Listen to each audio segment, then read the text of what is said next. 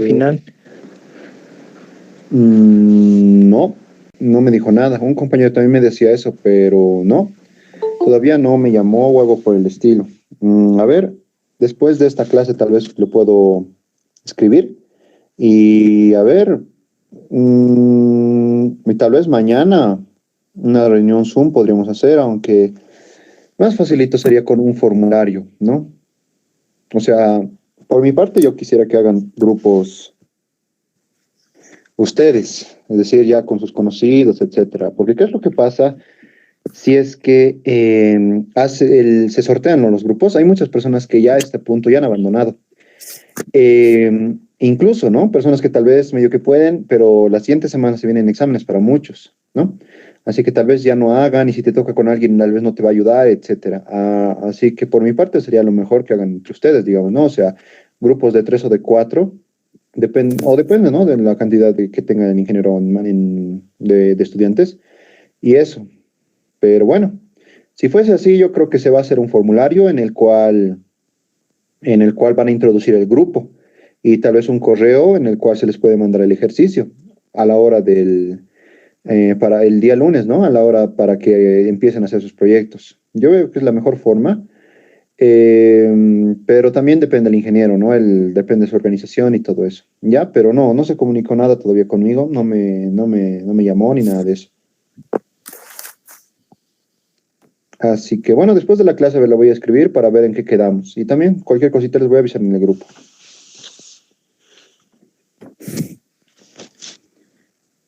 ¿Ya? Entonces en eso quedamos. Estén atentos al WhatsApp. Auxi, entonces vamos a nosotros, entre nosotros vamos a buscar este grupo, ¿verdad? Y le vamos a mandar un correo. Esa parte no lo he entendido, Auxi, por favor. No es seguro eso, porque, bueno, voy a hablar con el ingeniero, ¿no? Si él me dice ya que se hagan sus grupos, yo les voy a comunicar y seguramente vamos a hacer un formulario donde ustedes van a llenar en función de sus grupos. Si no, tal vez se va a hacer el sorteo con los estudiantes que estén, digamos, que habilitados, así entre comillas. Y ya con el sorteo se va a generar una lista y esa lista yo también les pasaría, ¿no? Para que se vayan comunicando con las personas. Un poco más complejo, pero bueno, el grupo de auxiliatura lo tienen para eso, ¿no? Para buscarse tal vez si es que alguien no encuentran a alguien, etcétera. Bueno, ahí están nuestras dos alternativas. Yo me iría más por la primera, o sea, bajo mi punto de vista es mejor que entre conocidos hagan un grupo, pero si no, a lo que hay que aprender también a veces a trabajar, ¿no? Con personas que no conocemos, porque no siempre nos van a tocar personas conocidas en algún trabajo, etcétera. Ya, así que, bueno, les voy a avisar en cualquier caso en el grupo, ¿ya? Estén atentos. Ya, entonces haremos un ejercicio que es un sistema de ecuaciones, ¿ya? A ver, vamos directo a la explicación y el ejercicio nos dice lo siguiente. Aquí tengo un catalizador que tiene forma esférica. Ya un catalizador es, como saben, ¿no? Es un componente dentro de la reacción química que hace es que acelera la reacción. No reacciona en ningún punto. Me dice que existe un proceso de difusión de... No, es sulfuro de hidrógeno, ¿verdad? Ya, existe. ¿Qué es lo que va a pasar? Por temas de difusividad, este compuesto va a ingresar a nuestro catalizador, ¿no ven? Y se va a poder medir una concentración de este compuesto dentro del mismo. Y en eso se basa el problema. Ya, ¿qué datos nos da? Se pretende que este compuesto empiece la difusión dentro de nuestro catalizador que tiene forma esférica. Entonces, ¿qué es lo que va a haber? Va a haber un perfil de concentraciones, lo podemos llamar. Es decir, en cualquier parte de la superficie del catalizador de forma esférica va a haber una concentración uniforme. Luego, depende de la porosidad y muchas más cosas de este catalizador, va a empezar a ingresar cierta cantidad de ácido sulfídrico, ¿no ven? Va a empezar a ingresar por todas las partes, porque está totalmente rodeado. Lo que va a producir es que en el centro de este catalizador, si aquí hay una concentración 1 y aquí hay una concentración 0, concentración 0 va a ser menor a la concentración 1, siempre. Porque aquí está directo, ¿no ve? Directamente en el borde tiene contacto con lo que es con lo que es el catalizador. Pero aquí en medio es más difícil que llegue porque depende de muchas cosas, ¿no? De la porosidad del material de catalizador y todo. Va a tardar y poco a poco va a ir llegando menos componente gaseoso. Entonces, en este puntito del centro habría una concentración mínima, ¿ya? Eso también nos indicaba el ejercicio. Ya, nos dice que toda la difusión se basa en la ley de Fick, que es difusividad por la derivada doble de la concentración de A respecto de x al cuadrado menos una constante por CA igual a 0. La ley de Fick. En fenómenos de transporte 2 se forman ecuaciones diferenciales parciales que hay que resolver a mano. Aquí lo vamos a resolver métodos numéricos, pero en esa materia es todo a mano. Esta es la ley de Fick, que me dice que rige este proceso. Ya en función a esta ecuación se da la variación de la concentración dentro del catalizador. ¿Ya? Ya, ¿qué más me dice? DE es la difusividad efectiva, sea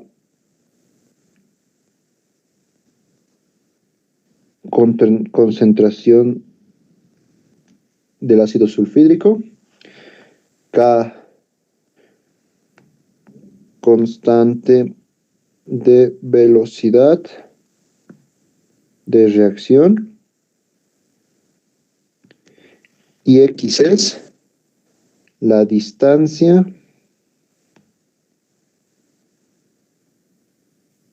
desde el centro de la partícula. Ojo, desde el centro. Ya, esas son las variables que influyen en esta ecuación diferencial, que es de segundo orden, ¿no ven? Entonces, el X se empieza a contar desde el centro hacia afuera. Esto es X, lo que me habían dicho. La difusividad adictiva depende del catalizador, la constante también. Y vamos a borrar estos dos. Y la concentración A es la concentración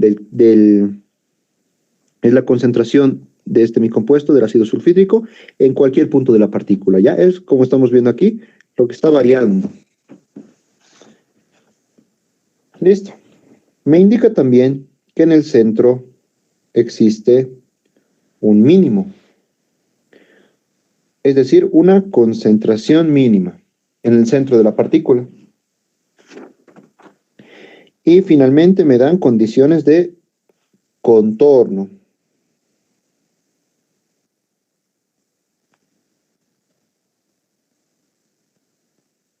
Ya, las condiciones de contorno son condiciones que nos ayudan a resolver las ecuaciones diferenciales que tengamos.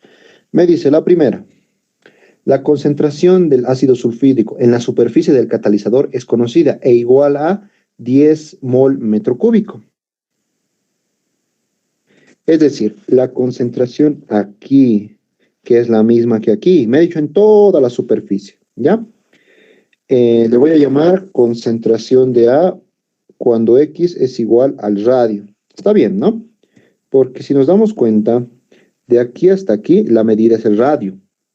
No olvidar que siempre por condición del problema, el X se cuenta desde el centro de la partícula. Entonces decimos, ¿no? Cuando X sea igual al radio, que no solamente es aquí, también es aquí. No es una esfera. Cuando X sea igual al radio, la concentración vale 10 mol metro cúbico. Y el segundo nos dice, la concentración del ácido sulfúrico en el centro de la partícula presenta un mínimo, por lo que, bueno, lo que les decía, ¿no ven? En este puntito que es el centro de la partícula esférica, existe un mínimo, una concentración mínima. Matemáticamente eso significa que la derivada de la concentración respecto de X, cuando X es igual a 0, X es igual a 0 porque si empezamos a contar desde ahí, X vale 0, ¿no ven? Es igual a 0. Esa derivada en el punto X0 es igual a 0. Listo. Nos dan algunos datos extras. Por ejemplo, la difusividad electiva, 5 por 10 a la menos 6 metros cuadrados segundo. La constante K me dice 1 sobre segundo. Bueno, para análisis dimensional nos puede servir, ¿no ve? Y el radio de la partícula es de 2 milímetros. Este radio R es 2 milímetros. Súper chiquito, ¿no? Súper chiquito. Ya. ¿Qué nos dice? Se desea determinar el perfil de concentración de SH2 a lo largo de la partícula.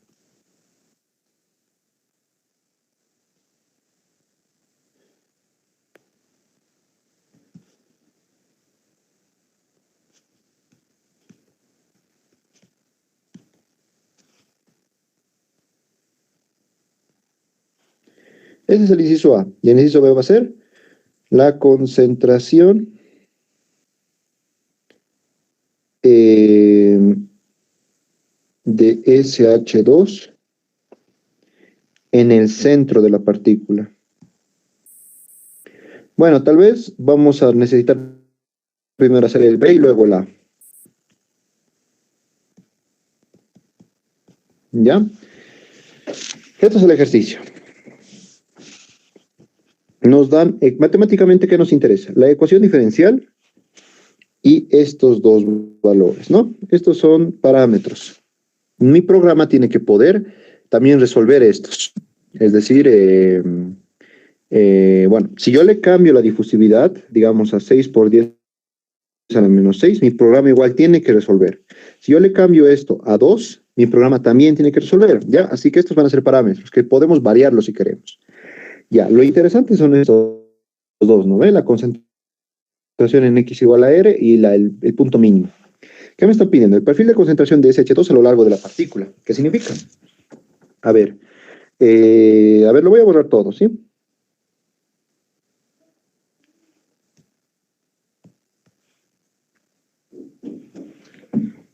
Ya. A ver, entonces, ¿qué nos quiere decir el perfil? Ya.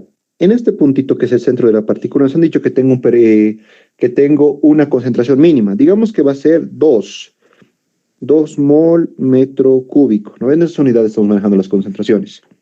Ya. En este puntito, tendría que tener un poquito más, porque no es lo mismo llegar a este punto que llegar al centro. Al centro hay más esfuerzo, entonces la concentración un poquito más hacia la superficie tendría que ser más, digamos 3.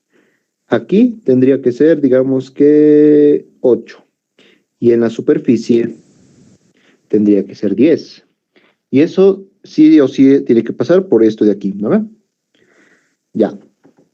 Vemos que va variando la concentración 9, 2, 3, 10. Y ahora, ¿qué pasa con este lado? ¿Qué pasa con este? ¿Qué pasa con este? En cuerpos cilíndricos, esféricos, o en algunos casos también los cuerpos cubos, etcétera, lo que pasa es que se puede llamar, esto es una simetría, ¿ya? Como toda mi superficie está bajo la misma concentración de H2C, aquí igualito vamos a tener 10, ¿no ve? Aquí igualito vamos a tener 10. Y en cualquier punto de la superficie vamos a tener 10. Ahora, aquí tengo 8. Si yo trazo una circunferencia con radio el mismo, aquí también tendría que tener 8. Aquí igualito 8. Y aquí 8 de aquí. ¿Listo? Y así sucesivamente. Existe una simetría. Entonces yo podría hacer un gráfico, ¿no? De concentración contra X, donde vamos a partir de un X0, que es el centro. Es un mínimo, así que va a ser el menor valor. Digamos 2 lo habíamos dicho, ¿no? Luego, aquí el máximo va a ser X igual a R, que tenemos el valor de R, ¿no? 2 milímetros. Aquí sabemos que va a ser 10. Luego,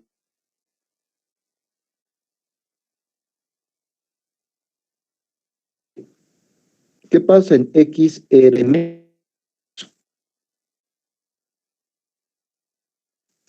Podemos tener un dato muy cercano a 10. ¿Qué pasa en R cuartos? Vamos a tener otro dato, ¿no ven? Y todos estos datos van a ser una gráfica, una curva de concentración contra X, la cual, perfil de cualquier cosa, me están pidiendo esto. También es válido agregar una tabla de concentración contra X. En el gráfico se puede ver, ¿no ve? Cómo está avanzando, qué forma tiene, es una recta, es una parábola, etcétera. En la tabla se pueden ver los valores. Digamos aquí 2 cuando el x vale 0. Aquí va a ser cuando el x valga 0.01, digamos, incluso, si esto está en milímetros, hasta 2 milímetros tendríamos que ir, ¿no ve? 0.01, digamos 2.4. 0.02, 2.47. Y así sucesivamente una tabla hasta nuestro último valor de x, que es 2 milímetros, ¿no ve? Cuando sea 2 milímetros, esto tiene que ser 10 según condición del problema, ¿no ve? Y así toda la tablita de datos nosotros tenemos que obtener. Eso es perfil, la gráfica también, ya así que los dos tenganlo muy en cuenta. Hay otras, bueno, en las matrices de fenómenos de transporte, cuando les pide perfil, les pide la ecuación resuelta, es decir, una ecuación de la concentración en función de X. Eso es lo que les pide, para nuestro caso, ¿no ve? Como concentración de A le podemos llamar. Esta es una ecuación diferencial de orden 2. Como K y D son constantes, se puede resolver esto, ¿no? Por métodos analíticos se puede resolver. Hacen un cambio de variable acá, digamos, m al cuadrado. Y ya seguramente les va a dar dos exponenciales. Esa sería mi solución analítica. Aquí vamos a hacer una solución numérica. ¿Ya? Y en esa solución analítica van a obtener esta función. Concentración de A en función de X, que es el desplazamiento. Normalmente en algunas materias de fenómenos de transporte, esto es lo que les piden cuando les dicen perfil. Para nosotros, el perfil va a ser la gráfica y también la tablita de datos. ¿Listo? Ya. Y el segundo me pide la concentración en el centro de la partícula. Y ok, yo sé que en el borde es 10, pero ¿cuánto es en el centro? A ver cuál es el primer valor. Ya. Eso es entonces. Ya. ¿Qué vamos a hacer? Vamos a reescribir la ecuación, ¿ya? Derivada de la concentración de A respecto a 2 veces menos K por CA y esto igual a 0. Ya, esta es la ecuación. Cualquier cosa, dividir entre esa dividida. Ya. Tengo que resolver esta ecuación diferencial de orden 2 necesariamente, ¿no ven? ¿Qué método voy a utilizar? Para orden superior, hemos dicho que vamos a hacer un cambio de variable. Hagamos ese cambio. El cambio de variable que vamos a hacer es que la derivada de la concentración de A respecto de X le voy a llamar U. Entonces, si yo derivo a ambos miembros, voy a obtener que la doble derivada de la concentración respecto de X 2 veces va a ser igual a la derivada de U respecto de X. Entonces, vamos a reescribir esta mi ecuación diferencial. ¿Listo?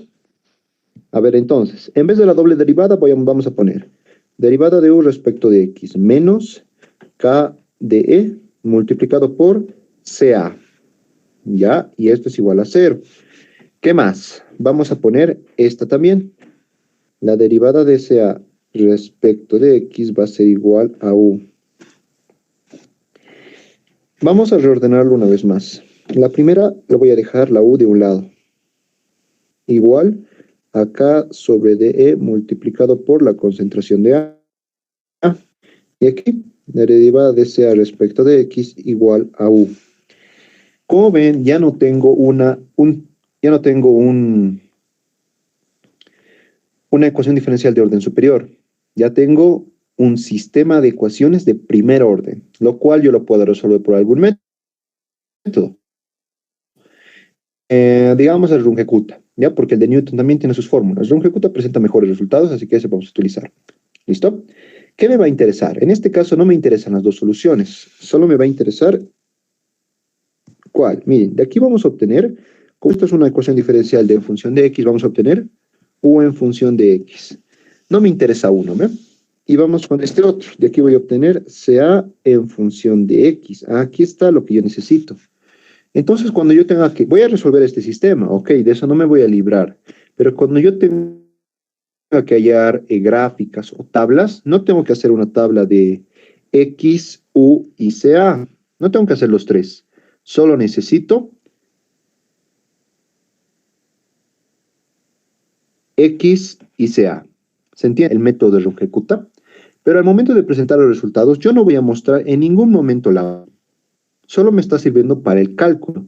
Al momento de mostrar resultados, solo voy a mostrar CA y X. Nada más. Lo puedo hacer también, ¿no? Porque yo decido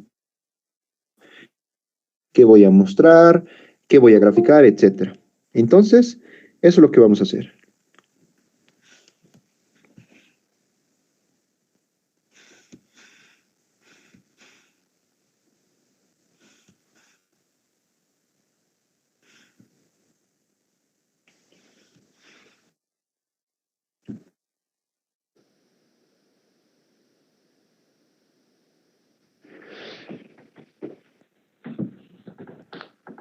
¿Ya? Entonces, para resolver un sistema de ecuaciones diferenciales de primer orden necesito...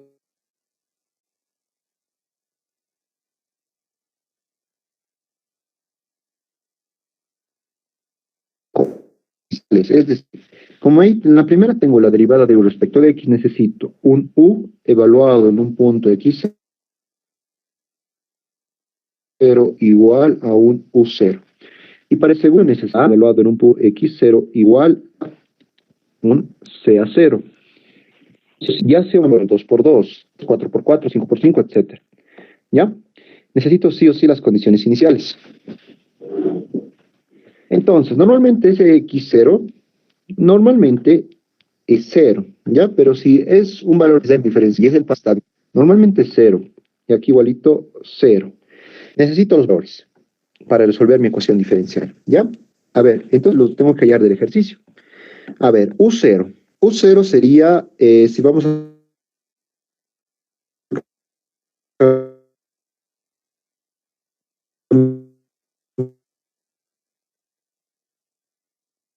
de variable, es la derivada de CA respecto de X, ¿no? Entonces sería, la derivada de CA respecto de X en el punto 0, ¿cuánto es? Que la derivada en el punto 0 es un máximo, entonces esta derivada vale 0.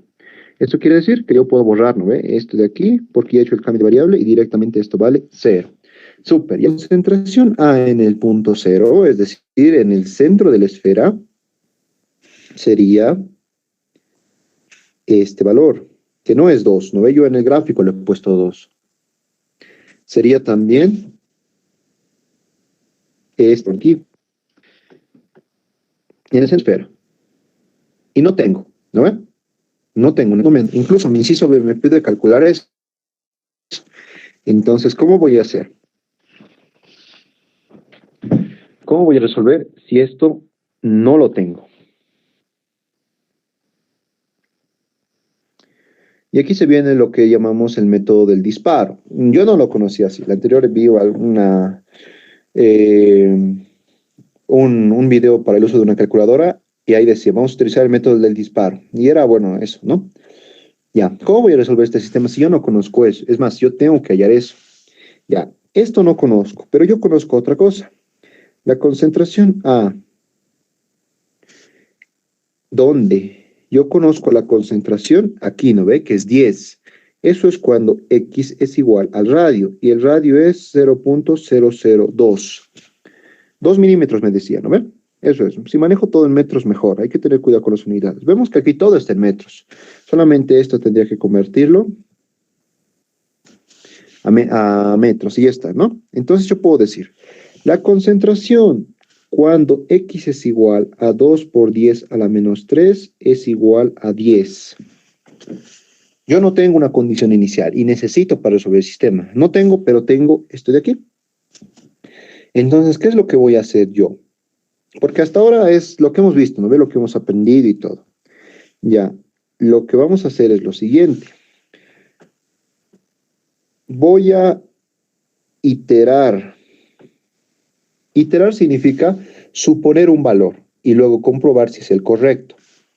Voy a iterar un CA en el punto 0. ¿Listo?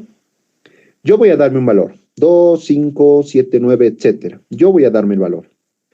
Luego voy a resolver el sistema de ecuaciones diferenciales ordinarias, ¿ya? Es decir, este sistema de aquí. Porque si nos damos cuenta, si yo ya tuviese este valor, que yo lo voy a iterar, Lo resuelvo como yo sé, ¿no ve? Por el método del rungecut, etcétera. Lo voy a resolver, no hay problema. Listo. ¿Qué es lo que yo voy a hacer luego?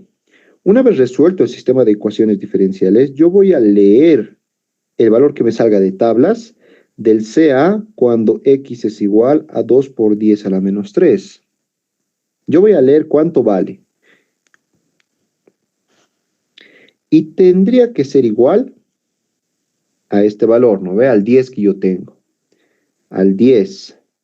Si esto se cumple, ya he terminado. Y este valor que yo he supuesto es el correcto. Ya estaría resuelto mi inciso B, que me pedía este valor, ¿no ve? Y me pediría, me faltaría el inciso A, que me pedía el perfil de concentraciones, ¿no ve? Pero si yo ya voy a tener este valor, nada de supuesto, ya voy a tener su valor exacto porque yo voy a comprobar esta condición, yo ya voy a poder también resolver el sistema de ecuaciones de una manera ya correcta. Bueno, incluso con la última iteración se va a resolver el sistema de ecuaciones también, ¿no ve?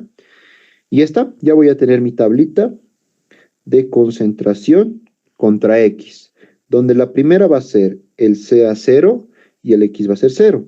Y así voy a ir generando hasta que la concentración sea 10 y el X sea 0.02. Primero, y yo con esta tabla luego puedo graficar concentración contra X y me va a dar una curva. Y estoy terminando mi problema con eso. ¿Listo? Eso es lo que vamos a hacer. Ahora, esto de iterar, tal vez me va a costar tiempo, ¿no? Porque tendría que probar como una entrada, ¿no? Vean MATLAB. Si CA vale 5, si CA vale 6, si CA vale 2, incluso no solamente números enteros, puede ser algún valor con 3 decimales, ¿no ve? Si CA vale 2.579, si CA vale 2.895, y así sucesivamente. Tendría que probar con cada uno y con cada uno resolver el sistema de ecuaciones. Luego de resolver el sistema, verificar este dato. Porque como les digo, ¿no? Yo voy a tener toda mi tablita. Yo tendré que verificar cuando la concentración es 10, ¿cuánto es X? No. Cuando X es 0.02, ¿cuánto es la concentración? Y si me da 10, ya está lo correcto. Retomo este valor y con eso, ¿ya? Ese es el proceso que hay que seguir. También se le llama método de disparo, que es cuando tienes que resolver una ecuación diferencial y no tienes una condición inicial, sino tienes una condición en algún punto. Tú tienes que suponer esa condición inicial y luego resolver. Y vas a verificar ese valor con el punto que tú tienes. En este caso nosotros tenemos el 2 por 10 a la menos 3, ¿no ve? 10 igual a 10. Listo. Y hasta ahí es lo complicado, digamos, del ejercicio. Y va a ser lo complicado también de sus proyectos. Esto de aquí es mi proyecto. A mí me ha tocado hacer esto. Y he tenido que cranear mucho. O sea, esas veces no conocí ni siquiera el nombre del método. Yo, digamos, he tardado un poco, ¿no? Me he sentado y he dicho, ¿cómo voy a resolver esto? Mira, armo el sistema, pero para el sistema necesito esto, ¿qué voy a hacer? Etcétera. Y tiene que ser coherente también, ¿no ve? Este sea en 0 me tiene que dar necesariamente menor que 10, porque nos decía que era un punto mínimo. Si me da 15, 20, etcétera, no está bien y tengo que buscar otros números para probar.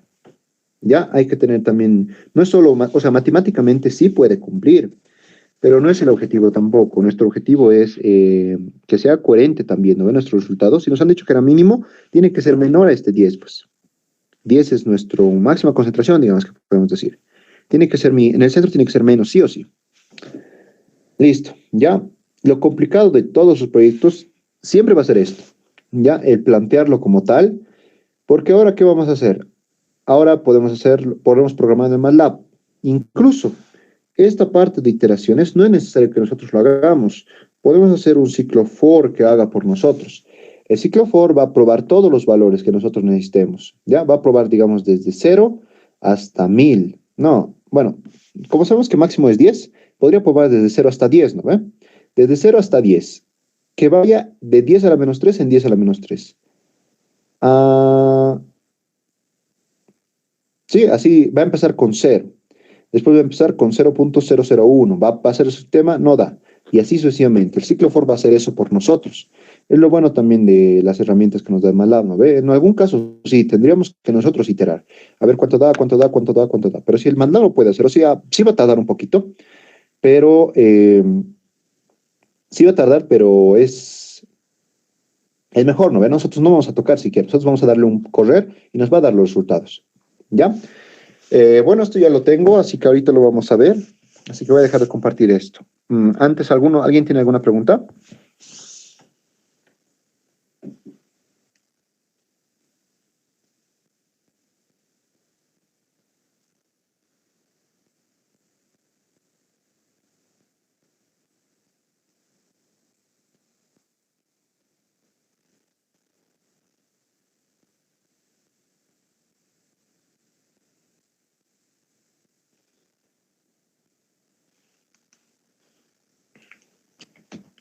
Ya, listo. Entonces, vamos a...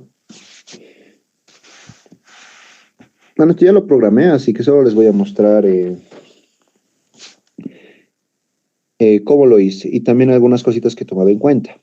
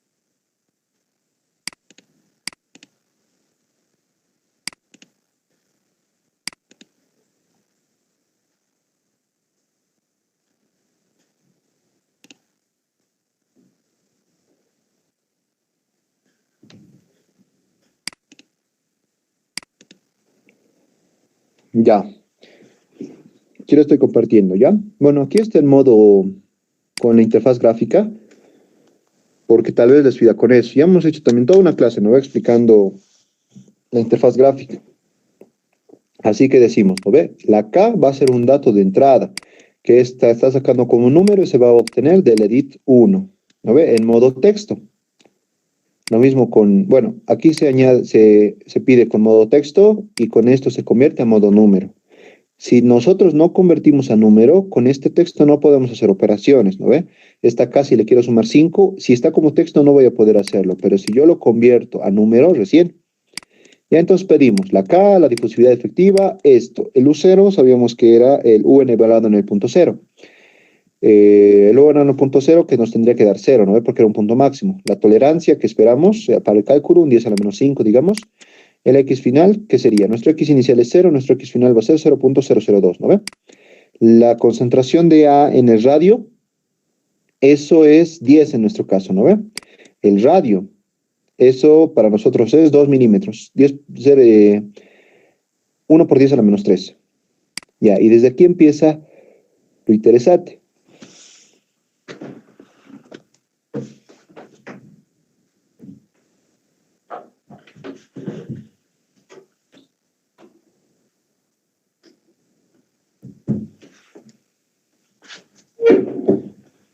Ya, entonces, este ciclo for es el que me va a generar todos los números posibles de la concentración de A. Iría desde 0 hasta yendo con este paso que es 10 a la menos 4, súper chiquito, ¿no ve? Hasta 100 le he puesto, pero ahora que veo es 10, ¿no ve? Porque mi concentración no va a ser más de 10. Entonces, este es mi ciclo for que me va a generar todos los valores que pueden ser mi concentración inicial. Aquí yo hago, ¿no ve? Mi concentración A se va a agarrar el valor de I que estemos utilizando. Luego, genero un paso, que va a ser el radio dividido entre 20. Voy a tener 20 intervalos. Y aquí es algo, también que quiero que se note. Habíamos hablado lo anterior del método de Runge-Kutta, ¿no? Aquí lo vamos a resolver por Runge-Kutta. Y hemos visto que mientras más intervalos le pongas, tu solución va a ser más exacta. ¿Por qué le he puesto solamente 20? ¿Por qué no le he puesto 1000? 100, etcétera. Yo no voy a resolver nada en MATLAB. Yo le he puesto solo 20 porque ahorita, en esta primera parte del programa, lo único que quiero es hallar cuánto vale mi concentración inicial. Si aquí yo le pongo 1000, ¿qué es lo que tendría que pasar? Vamos a empezar con el primero. Y vale 0. Mi concentración de A en el punto 0 vale 0. Esto de aquí, si yo le pongo 1000, va a darme, digamos que, en vez de 20 le pongo 1000, digamos, me va a dar un paso bien chiquitito. Y aquí, resolver la ecuación diferencial va a ser 1000 puntos.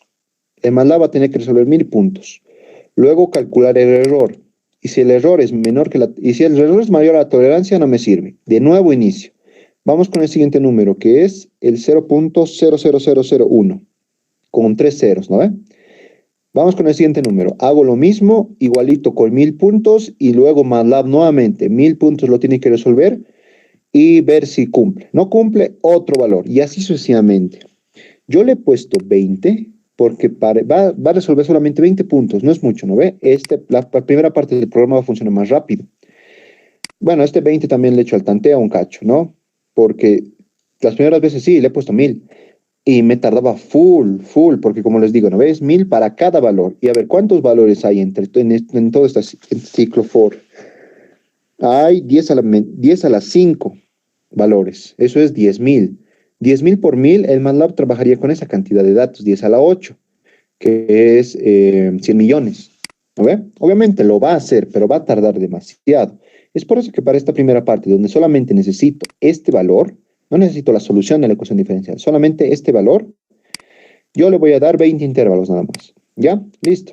X es 0, U en 0 vale 0, y empezamos el método de resolución de Runge-Kutta. ¿Ya? Para un sistema de ecuaciones sabemos que se halla K1 para la primera ecuación, K2 para la segunda ecuación. Así para toditas las Ks, las 4 Ks. Y luego corregimos, ¿no ve? Mi CA va a ser igual a la anterior más un sexto y esta relación de las Ks multiplicado por H. Lo propio para el otro, ¿no ve? Y así hasta los 20 intervalos va a resolver todo el sistema de ecuaciones y me va a generar el valor que yo quiero. Luego, una vez termine este ciclo for de 20, lo que yo voy a tener es un X que va a ser igual a 2 milímetros y el CA respectivo a ese X. Es decir, mi concentración A, digamos, para el 0, hemos iniciado con el 0, ¿no ve? Para el 0, digamos que me ha salido 4. Ya, aquí calcule el error. El error es igual al absoluto entre este menos este sobre este. Este CA es el que se va a obtener después de resolver cada sistema de ecuaciones. Un error porcentual, ¿no ve? Un error relativo. Si el error es menor a la tolerancia, ya he terminado, ¿no veo? Es decir, que mi valor de CA me ha salido muy similar a 10. Tal vez no exacto, pero me ha salido muy igualito. Depende también aquí la tolerancia que yo le dé, ¿no ve? Listo.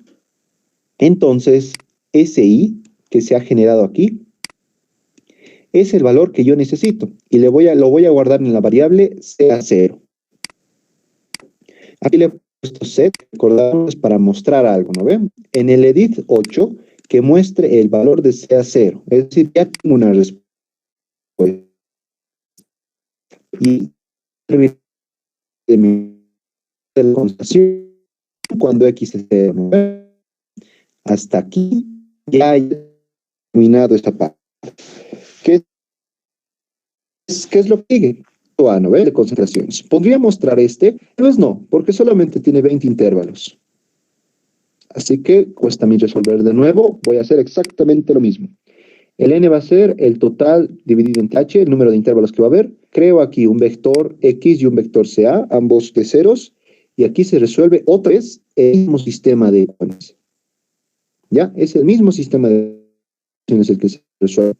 4 constantes y aquí. ¿Y por qué no he hecho vectores aquí? Porque aquí no me interesa la gráfica, no me interesa la tabla, solo me interesa el CA en el último punto. Aquí, como yo ya necesito graficar y sacar una tabla, lo he hecho con forma vectorial para que todos los datos se guarden, ¿no ve? Entonces, resuelvo el sistema de ecuaciones diferenciales, obtengo estos dos, genero sus siguientes puntos con las fórmulas de Runge-Kutta y para el X le aumento un H también, ¿no ve? Y listo, hasta ahí ya he terminado. Porque miren, ¿dónde está?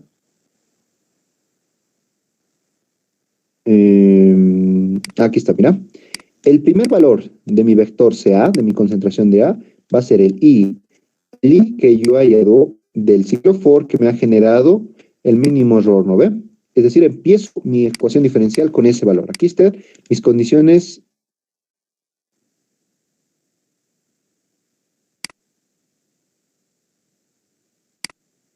sobre el sistema de ecuaciones. Entonces, dividido entre h. H es un número pequeño, 10 a la menos 3, digamos. Así que un número dividido entre 10 a la menos 3 es mínimo 2000.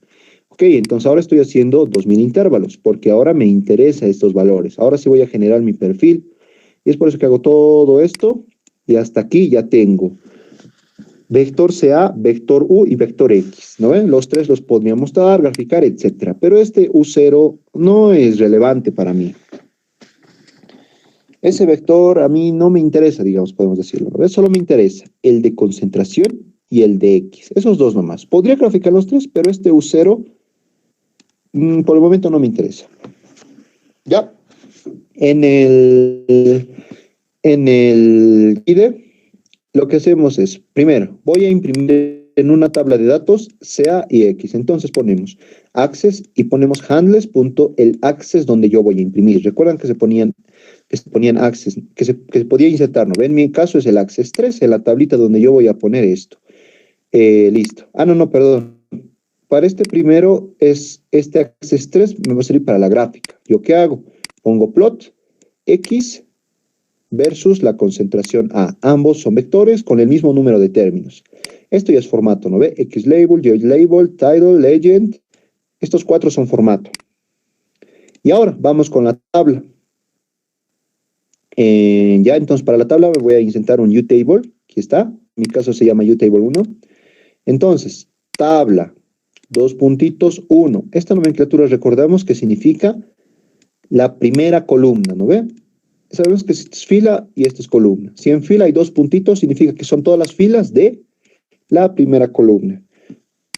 De esta tabla se va a llenar con los datos de X, que es un vector.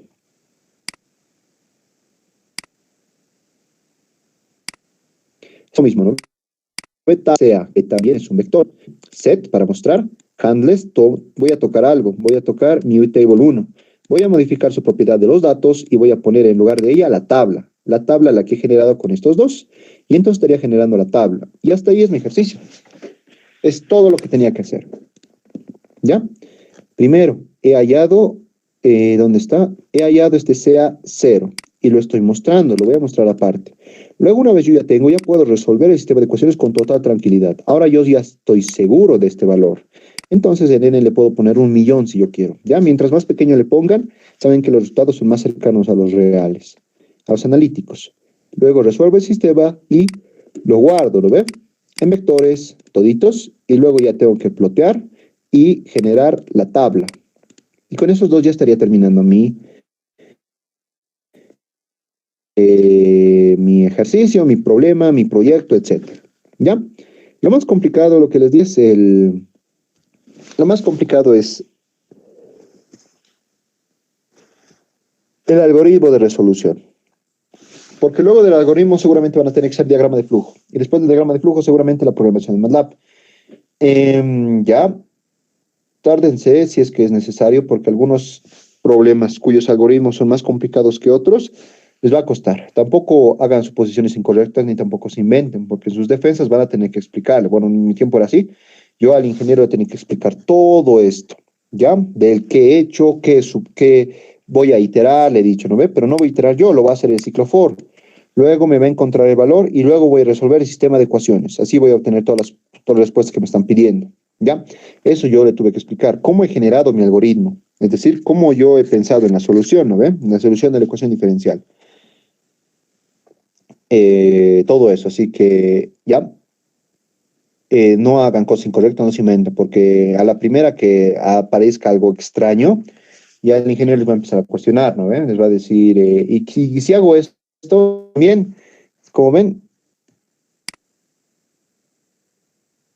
todos estos, nuestros parámetros de este problema, son entradas. Así que si yo le cambio la K a 2, digamos, me va a dar otro resultado y me va a dar otro perfil. Y no está mal. Si yo le cambio K10, K5, etcétera, van a cambiar las gráficas, van a cambiar los valores.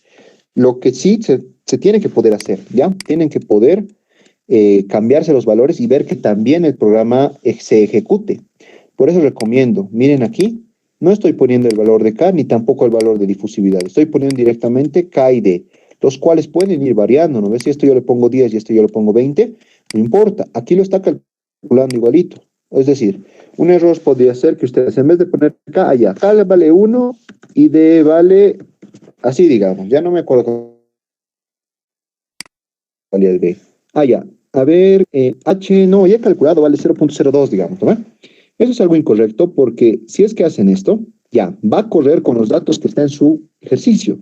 Pero cuando lo quieran cambiar a alguna K, van a tener que cambiar de aquí, de aquí, de aquí, de aquí, de aquí, nada, no es algo bueno, ¿no ves? Siempre vamos a buscar las cosas más generales. Entonces, tal vez incluso les digan, no, a ver, cambia tu K, que sea 5, a ver cómo te da los resultados. Allá le cambio K5 y ya. Entonces, estas van a ser otras ecuaciones diferenciales. Este valor va a ser otro y mi perfil va a ser otro. ¿Ya? Así que eso tengan cuidado. Siempre pongan así, miren aquí igualito, ¿no? Estoy manejando los parámetros como lo que son. Es decir, que aquí arriba se pueden editar los valores de K y D y mi problema es capaz de resolver. No importa cuáles sean estos dos valores, va a poder resolver. Resuelve. Obviamente, este D no puede ser cero. Me va a llevar a indeterminaciones, ¿no ve? Eso obviamente se tiene que poner restricciones también, ¿no ve? Que obviamente no puede ser cero y tampoco una difusiva va a ser cero. ¿Listo? Y ahí está. Este puede ser el proyecto de alguien, ¿no? Así que eso, ¿ya? El algoritmo va a ser lo más importante, porque eso lo van a tener que defender y todo. El resto ya es mostrar nomás, ¿no ven? Aquí programación MATLAB que hemos aprendido. No utilizo aquí tampoco comandos raros, ¿no ven? Aquí un ciclo for, aquí un ciclo if y el break. Este break hace que cuando pase esto, se salga directamente, ya no tenga que hacer un ciclo y repeat que nunca va a terminar. Break se salga directamente. Y nos vamos a la segunda parte. ¿Listo? El resto del guide son formatos. Por ejemplo, aquí había un checkbox. Checkbox, si recuerdan, era la casillita donde tú podías cliquear o descliquear. ¿Qué es lo que quería? El valor de esta casillita para más es 0 o es 1. Cuando no está marcado es 0 y cuando está marcado es 1. Entonces yo he dicho que si el valor es igual a 1, es decir, que si mi casilla está marcada, se active un grid minor, que recuerdan las cuadrículas en un gráfico, ¿no ven? Y si no, es decir, que si el valor es el otro valor que es 0, no se active nada. Así que era un gráfico. Pues ahorita esto creo que no corre. Lo malo del guide es que a veces, a ver, vamos a hacer correr. No, esto no es este es su compilador, no es el punto fig. Aquí está el punto fig de la clase que habíamos hecho, ¿no ve? Bueno, aquí está. Este es el comando para poner imágenes. Yo le he puesto un fondo. Habíamos hecho también ese día, ¿no ve? Hasta aquí. Luego, yo he puesto una imagen más, que era la imagen de la ecuación diferencial. Yo quería que se muestre ahí. Esta es la ecuación diferencial que estoy resolviendo, digamos. ¿Ya? Quería que se muestre, así que he hecho exactamente lo mismo. He cambiado, pero el nombre de las variables. Ahora le he puesto y aquí le he puesto NOP. Igualito, gracias a este comando que se hace aquí en esta sección, se ejecuta justo cuando se hace visible, cuando hagas correr el programa. Pueden poner aquí todas las imágenes que necesiten, ¿ya? Ya sea un fondo, ya es más que todo esto personalización, porque esta parte de aquí es la clave, digamos, ¿no ve? Toda esta parte es la que resuelve el problema. Todo lo demás es personalización. Ustedes deciden, le ponen fondo, incluso tenía amigos que le han puesto sonido esa vez a los botoncitos. Es decir, que tú tocas el push button y sonaba una musiquita. Incluso pueden poner una canción que suene durante el programa esté abierto. Eso ya es personalización. Depende de ustedes también si lo quieren hacer. Hay algunos que les gusta harto hacer, que su trabajo sea bien vistoso. Hay otros que directamente, allá, corre, ya listo, ya está resuelto, digamos, ¿no? Depende de ustedes también esta parte de la personalización. Y eso. Hemos resuelto aquí un problema. Bueno, y a ver, volviendo a esto un cacho. ¿Qué hacía esto? Yo tengo una gráfica y había al lado de la gráfica un checkbox. Hacían clic al checkbox y se activaba una cuadrícula menor. esa línea de programación es esta de aquí. Simplemente, ¿no ve? Sacamos el valor de esa casillita. ¿Es 0 o es 1? Si está cliqueado es 1. Si este valor es 1, que se active grid minor. Pero si no es 1, es decir, su otro valor si es 0, no pasa nada. Grid off. Ya, esta línea servía para eso. Y pueden hacer muchas cosas más, ¿no? En el anterior habíamos hecho, a ver, este es el FIC. Está un poco feito, pero a ver, aquí se puede hacer muchas cosas, ¿no? Ah, no se ve.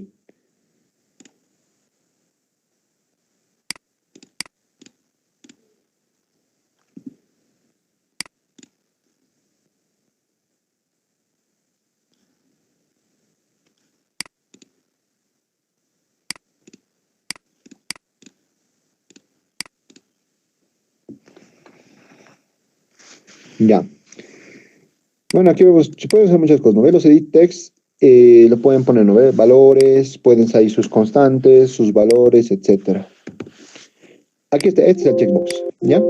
Pueden poner que cuando se haga clic se cambie el nombre del título, se vacíen todas las casillas, mi gráfico tenga una cuadrícula. El más importante, el push button, ¿no ven? Cuando ustedes hacen clic en esto, es cuando pasa algo. En nuestro caso, la tablita se va a llenar y el gráfico va a correr. Pueden hacer muchas cosas más, por ejemplo, reset. A ver, ahorita no está funcionando, creo que es porque no está en su carpeta predeterminada. Ya. Reset, y este es interesante. Cuando movemos esto, porque puede variar valores, ¿no ve? Aquí es 0, para más la, aquí es 0 y aquí es 1. Así que aquí, digamos, pues es 0.5, aquí 0.25, digamos, ¿no? Pueden hacer esto. Imagínense, como les decía esa clase, ¿no ven? Imagínense que su problema es calcular la temperatura de llama, calculando la temperatura de llama para distintos excesos. Entonces, ustedes podrían poner que aquí sea exceso 0%, aquí sea exceso 100%, en el medio sea exceso 50%. Y depende, ustedes cambien esta opción, la temperatura de llama obviamente se les va a ir cambiando. ¿No ven? Algo muy interesante y muy bonito.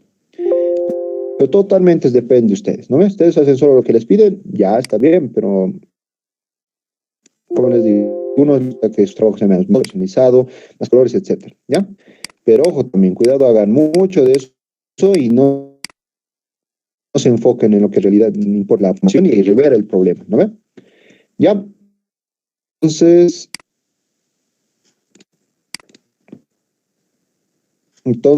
eso para terminar el ejercicio.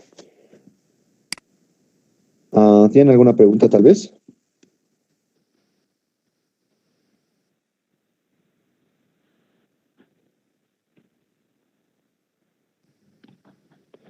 A ver, lo haremos correr sin que sea un GUID. A ver, aquí vamos a poner los datos que nos ha dado el problema, ¿ya? No es esto. Aquí está. Estos datos vamos a ponerlos como tal, ¿ya? Lo correcto tal vez sería poner, ¿no ve? Input, introducir, ¿no? Pero para hacer la prueba ahorita vamos a poner directamente valores fijos. A ver, la K me decía que era 1. Difusividad me decía 5 por 10 a la menos 6. A ver, 3, un 0 de más. Ya, U en 0, que era la concentración en el punto 0, valía 0. La tolerancia le voy a poner 10 por 10 a la menos 4. Este XF era 2 milímetros. Todo estoy manejando en metros. CAR, la concentración en AR, 10. Y el radio era 2 milímetros también. Ya. A ver, debería correr. Y aquí mostrar, aquí está. Esto que no se muestre. Voy a poner esto y esto que se muestre. A ver, hasta ahí. Ya, a ver. Está craneando. Tarda, ¿no? Ahí está. Este es el valor de mi concentración de A en el centro. 7.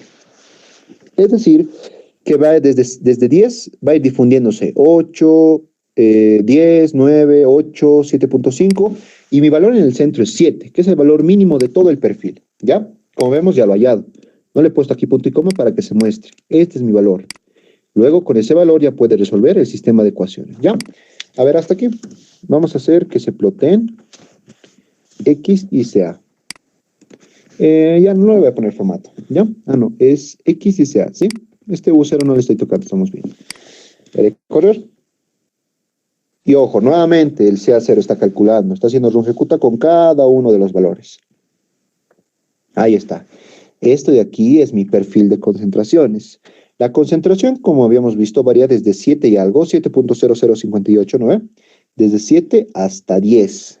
La concentración esa es su variación. Y mi radio va a ir desde 0, este X0, hasta el radio de 2, y aquí nos dice por 10 a la menos 3, ¿no ve? Así varía. Si quisiese tablita, directamente le pongo, ¿no ve? Fprint y que muestre cada uno de los elementos. Así que de ahí podemos sacar. Listo, aquí podemos ver que este algoritmo, y yo les aconsejo también esto, hagan así primero, no vayan directo al guide, porque en el guide hay muchas cosas que, va a haber errores que no se, es que lo malo del guide es que ustedes cometen un error y les parecen unos 5 errores, de los cuales no saben, digamos, dónde se halla. Así que primero yo les aconsejo, hagan su algoritmo y háganlo correr en un script como tal. Si ustedes están conformes con sus resultados, este y mi perfil, que era la gráfica, ¿no ve? Allá, entonces, una vez hacen esto, lo pasan a su interfaz gráfica. En este caso es esta, ¿no? Y no es difícil, han visto que he copiado y pegado nada más. ¿Dónde se hace esto? En el push button, ¿no ve? Es decir, aquí, cuando yo apriete el botón, recién va a ocurrir todo. Tiene que ver estas casillas para ingresar la K, la R, el radio de la esfera, etcétera. Ustedes lo cambian, va a cambiar, por ejemplo, miren esto. ¿Qué tal si le pongo K igual a 2 y le doy a correr? Obviamente tiene que darme valores. Ven que ahora la concentración vale 5. Con el doble de K, la concentración ahora es menos. Y mi perfil va desde 5 hasta 10. Y todo lo mismo, ¿no ven? Como ven, corre. Yo le puedo cambiar esto también, cualquier cosa que yo necesite, yo quiera cambiarlo, se puede hacer. Y sus programas tienen que ser aceptables, ¿no? Así que, bueno, como ya sabemos que funciona, y la constante de velocidad en 1/segundo. Listo, así sería lo correcto. Así, una vez inicie el programa, miren, me va a pedir, introduzca la constante de velocidad. Yo voy a decir que sea 1. E igualito, todos los datos deberían ser variables. Tú lo puedes variar para que corra en todos los casos, ¿ya? Bueno, ahorita está tardando. A ver, veamos cuántos datos tiene que hacer, porque está tardando, digamos, ¿no? A ver, llega hasta 7, yendo en este paso. Hasta uno serían 10.000 datos. Hasta llegar a este paso, ha utilizado 7.000 valores de is. No, no es de 1.000. 7 dividido entre 0.001 es 1 por 10 a la menos 4. 70.000 datos. Para cada uno de ellos ha resuelto la ecuación diferencial y ha verificado esto. Es por eso que tarda. Esto tampoco hay que pedirle mucho. Me ha dado hasta con 4 decimales con 4 decimales me ha dado la aproximación, ¿no ven? Así que es por eso que tarda. Obviamente no tarda lo que un humano tardaría en hacer esto, pero hay que entenderlo también. Por eso, imagínense que aquí yo le hubiera puesto 1.000. No hubiese acabado hasta ahora, porque como vean, 70.000 por 1.000, para cada uno tenía que hacer cada una de esas pruebas. Así que no da, ¿no ve? O sea, y tampoco el dato ya es demasiado exacto, digamos, como para que yo le aumente esto. O sea, ese 20 igual al tanteo yo lo he sacado. Le pueden poner 100, le pueden poner 10, etcétera. Tampoco le pongan muy poquito. Un 4, 5 ya es muy poquito. O sea, sus resultados ya no van a ser confiables, digamos. Pero como les digo, ¿no? Cada problema va a ser específico para su caso. Este era uno de el que me tocó a mí, digamos, ¿no? Y quería explicar más o menos que cómo lo hice y todo eso. ¿Está bien? ¿Tienen alguna pregunta tal vez?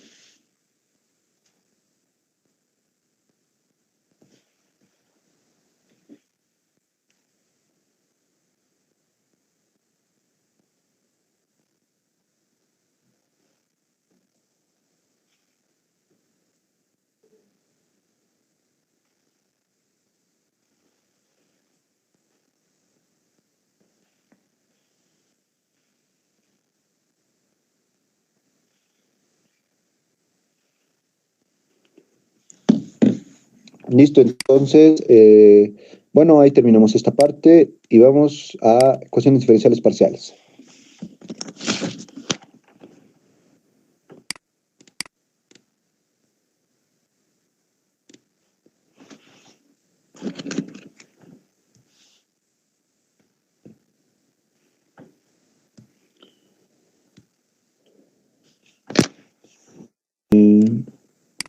Bueno, de aquí vamos a compartir de nuevo una ventana.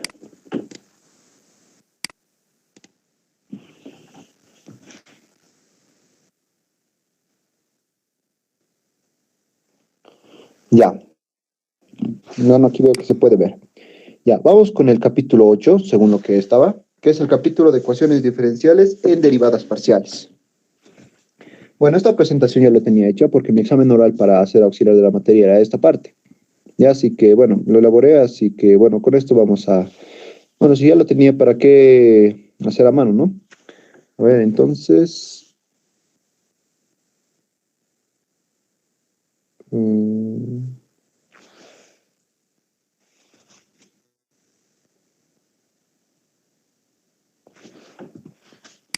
ya, ya, listo. Entonces, vamos con el concepto primero. Qué raro, aquí no se nota todavía.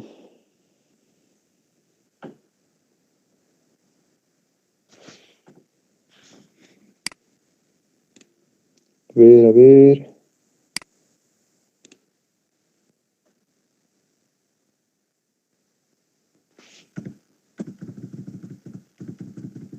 Nada. Em,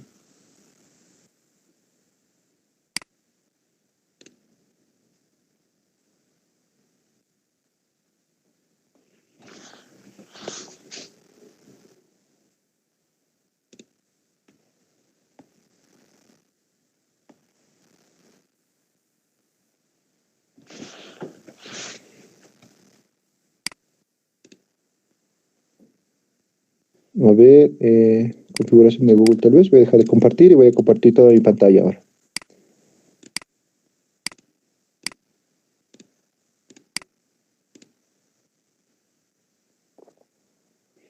Ya, a ver.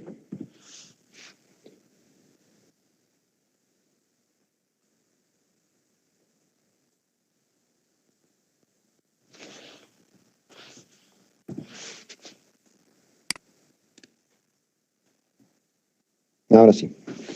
Ya, listo. Entonces vamos con el capítulo 8, el último, ¿no ve? Algunos sus proyectos tal vez les toque de este tema. Ya, no es difícil. No es difícil tampoco. Ya es igual, solamente es evaluación, es decir, con puntos anteriores hallamos un punto nuevo. Entonces, una ecuación diferencial parcial es una ecuación la cual, bueno, aquí vemos la diferencia un poco, ¿no? Una ecuación diferencial ordinaria era una derivada en función de x, y. Lo que más podemos rescatar de la misma es que solamente tenemos una variable independiente que es x y una variable dependiente que es y. En las ecuaciones diferenciales parciales,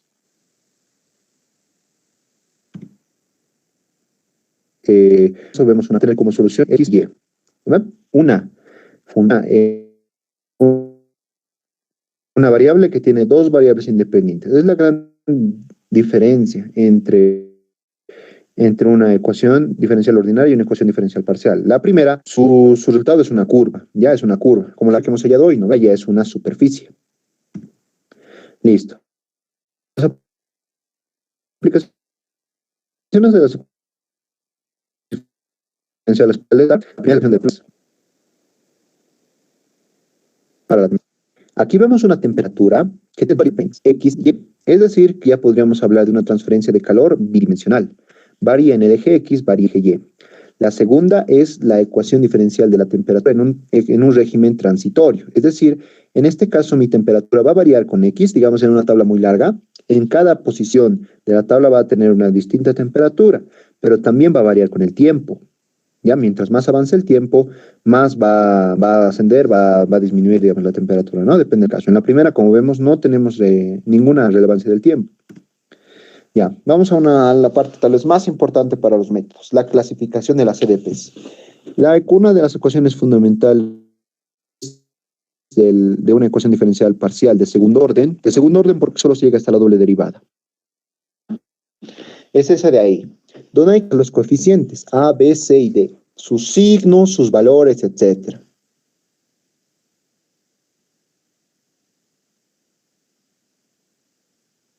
¿Ya? Entonces, hay que poner la pues, hacer 0, etc. Y nosotros hallar la expresión b al cuadrado igual, b al cuadrado menos 4ac, ¿no ven? Y aquí vamos a dividir nuestras ecuaciones en tres. Las primeras que van a ser las elípticas. Cuando mi término b al cuadrado menos 4ac es menor a c, ¿no? Cuando es negativo. Elípticas. Cuando son elípticas, hay un método de solución, que lo vamos a ver más adelante. Por ejemplo, está la ecuación de Laplace, ¿ya? Esa que habíamos visto. La variable de temperatura en un régimen bidimensional. Cuando b al cuadrado menos 4ac nos da igual a 0, es una ecuación parabólica. Ahorita vamos a hacer un ejemplo con eso. Que igualito, ¿no ve? Ahí vemos que está la ecuación de transferencia de calor en estado transitorio. Varía el tiempo, varía la posición. Y si este término es mayor a 0, es positivo, nos damos con una ecuación diferencial hiperbólica. Miren que ahora tenemos dobles derivadas en función de x y en función de la temperatura. Por ejemplo, la ecuación de la onda. Listo. Vamos a entrar a la primera, ¿ya? Y vamos a entrar al caso más general.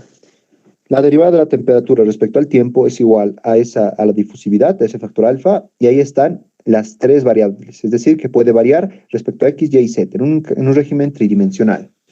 ¿Qué es lo que pasa normalmente? Si ustedes se imaginan, digamos, un palo de escoba, ya por decir un ejemplo, un palo de escoba, por ejemplo, es muy largo.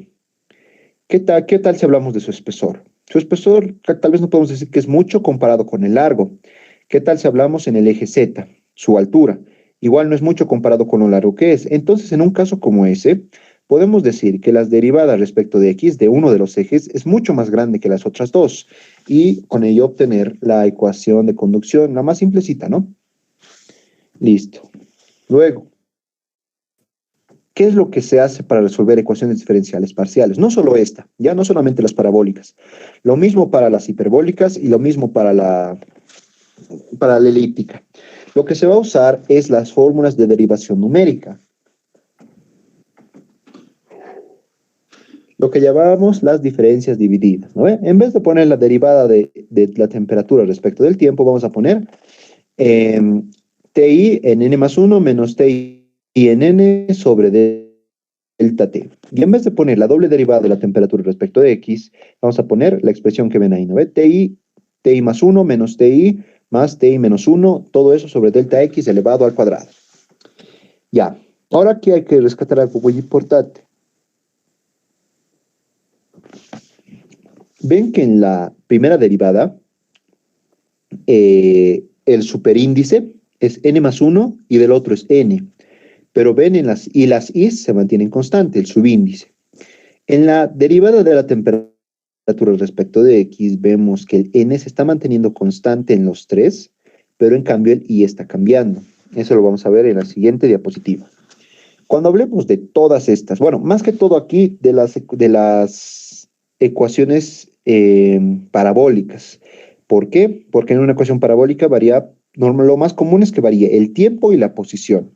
Entonces, tenemos que nombrar superíndices y subíndices. Vamos a decir entonces que el subíndice, el que está abajo, que yo estoy poniendo con i, se va a referir siempre a la posición. ¿Ya? Entonces puedo decir, yo tengo un objeto en la posición i, y después el que le sigue es el objeto en la posición i más 1. El que le sigue sería en la posición i más 2, etc. En cambio, los superíndices, los que van arriba, ¿no ven? Las n's, en este caso, van a ser índices de índices temporales. Es decir, en un tiempo cero, digamos, cuando n es 0, voy a tener este valor. Pero en un tiempo n más 1, voy a tener esto. En un tiempo n más 2 voy a tener esto. Vemos que hay variaciones con el tiempo. Ya es por eso que es importante diferenciar los subíndices y los superíndices. Subíndices nos van a hablar acerca de la posición. y superíndice cerca del tiempo. Si volvemos a la anterior diapositiva, ya, si volvemos a aquí, vemos que en la primera derivada, que es respecto del tiempo, nuestro indicador del tiempo está cambiando, n más 1 y n. No así el indicador de espacio, que en el mismo punto estamos hablando del mismo lugar, podemos hablar. En cambio, en la doble derivada, que estamos derivando respecto de x, el tiempo se tendría que mantener constante. Es por eso que el primero es en un tiempo n, el segundo en un tiempo n y el tercero en un tiempo n. Y solo está cambiando la posición. Aquí es i más 1, aquí es i y aquí es i menos 1. Todo eso todo es delta x al cuadrado. ¿No ve? Así que eso hay que tomar en cuenta. Ya, entonces, ¿qué vamos a hacer? Recordemos nuestra ecuación de conducción de calor del régimen transitorio. Era con las derivadas, ¿no? Derivadas de t respecto a la temperatura. Reemplazo de diferencias divididas y nos da esta expresión. Vamos a hacer. Tenemos que ver lo siguiente.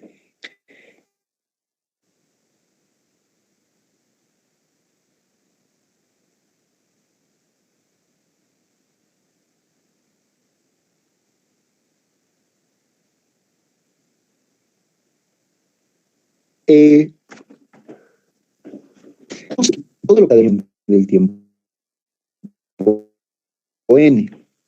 ¿Ya? Eso es lo importante. Hay en todo tipo de posiciones, ¿no ve? Pero lo importante es conocer que si yo quiero conocer esa temperatura en un tiempo siguiente para una posición i, necesito esa temperatura en la misma posición i para el anterior tiempo, el tiempo n, además de sus dos adyacentes, el que es el siguiente, que es el i más 1, y el anterior, que es i menos 1.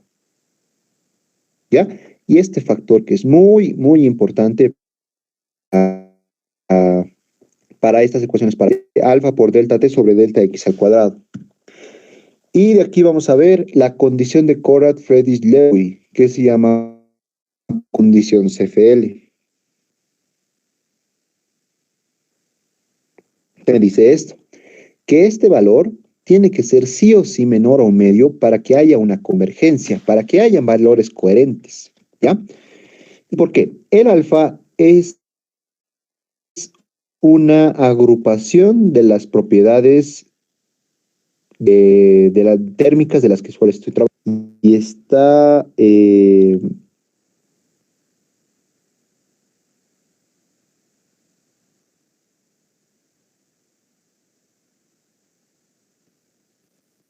también K, que es la constante conducción, tenía otro nombrecito. A ver, la que utiliza en la parte de conducción, ¿ya? Esta alfa hay en tablas, ¿ya? O les pueden dar el valor, ¿ya? Depende del material que estamos trabajando. Ahorita estamos trabajando puros sólidos. Así que si lo dice madera, etcétera, este alfa lo vamos a encontrar bibliográficamente. Aquí viene lo interesante. Este delta T y este delta X, normalmente yo me doy. El delta X es en cuánto yo voy a dividir mi intervalo. Es decir, si yo tengo una barra de 1 metro, yo puedo decir, voy a utilizar un delta X de 0.1 para generar 10 intervalos. Ok, eso está bien. Y este delta T es el intervalo del tiempo para el cual yo voy a empezar a hacer mis cálculos. Es decir, voy a empezar siempre en tiempo cero, ¿ya? Siempre en tiempo cero. Luego, si yo le pongo delta T, delta T 1 segundo, voy a calcular las temperaturas en tiempo 0, en tiempo 1 segundo, en tiempo 2 segundos, en tiempo 3 segundos, etc. Ya, lo importante es que esta relación de todos estos valores que se va a mantener constante para todo mi ejercicio sea menor a un medio, sí o sí, simple. Van a ser correctos, no va a haber otro tipo de errores, ¿ya? Pero mayor a 0.5 no puede ser. Entonces, vamos a hacer un ejemplo rápido. A ver, me dice, se tiene una barra larga de 1 pie de longitud, ya imagínense un pie de longitud, con difusividad térmica de 1 pie al cuadrado sobre hora. Ese es el valor de alfa, ¿ya? 1 pie al cuadrado sobre hora, difusividad térmica. ya nos hubieran dicho barra larga de hierro, y nosotros buscar en tablas la difusión de hierro. 10. Muy importante eso. Miren que mi barra tiene un pie de longitud. Si me están diciendo que yo utilizo un espaciamiento de 0.25, voy a tener 4 intervalos. ¿Listo? Ya, y me dice, y un tiempo máximo de 1 hora. Entonces, yo tengo que hacer el análisis para que haya variación con respecto a la posición desde hasta un paso de 0.25 y un tiempo que no me han dado, yo me voy a dar. Y un tiempo que máximo tiene que ser 1 hora. Es decir, voy a empezar en tiempo 0, digamos, tiempo 1, tiempo 1 minuto, tiempo 2 minutos, etcétera. Ya, eso yo lo tengo que calcular. Determinar la variación de la temperatura respecto al tiempo y la posición. Otra forma me hubieran dicho perfil de temperatura. Ya. Condiciones de frontera. Me dan ahí 4 condiciones. La primera, la temperatura para cualquier X, cuando el tiempo es 0, es decir, la temperatura inicial, es de 20 grados Fahrenheit. Esto para todo X esté entre 0 y entre L. Mucho ojo aquí, porque no es menor e igual.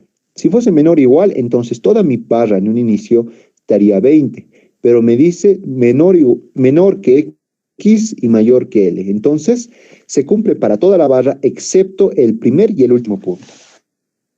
Vamos con la segunda condición. Me dice, para X0 y para cualquier tiempo, mi barra va a tener una temperatura de 100 grados Fahrenheit. ¿Qué significa? Que el comienzo de mi barra siempre va a estar a 100. Siempre, eso me dice. X0 es el comienzo de mi barra. Si me dice T, significa cualquier tiempo. Siempre va a estar a 100. Lo propio pasa aquí. Cuando X vale 1, que es un pie de longitud, ¿no ven? Para cualquier tiempo va a valer 100 también. Es decir, que los dos extremos de la barra siempre van a estar a 100. Lo que va a cambiar va a ser el medio, 3/4, etc. Vamos con otro. La temperatura en el punto, cuando X vale 0, comienzo de la barra, para el tiempo 0, el inicio del proceso es 60. Aquí lo propio, cuando estoy en un pie, es decir, el otro borde de mi barra, para el tiempo 0, al inicio, igual es 60. ¿Ya? Esas son las 5 condiciones. Entonces, en un inicio, mis dos extremos están a 60 y todo lo demás está a 20. Eso es lo que me está diciendo. Luego, una vez yo inicio el proceso, es decir, empiece el tiempo a correr, mis dos extremos se van a poner a 100 y todo lo demás de la barra va a ir variando con la posición y con la temperatura. No, perdón, con la posición y con el tiempo. ¿Ya? Vamos siempre sacando datos primeros.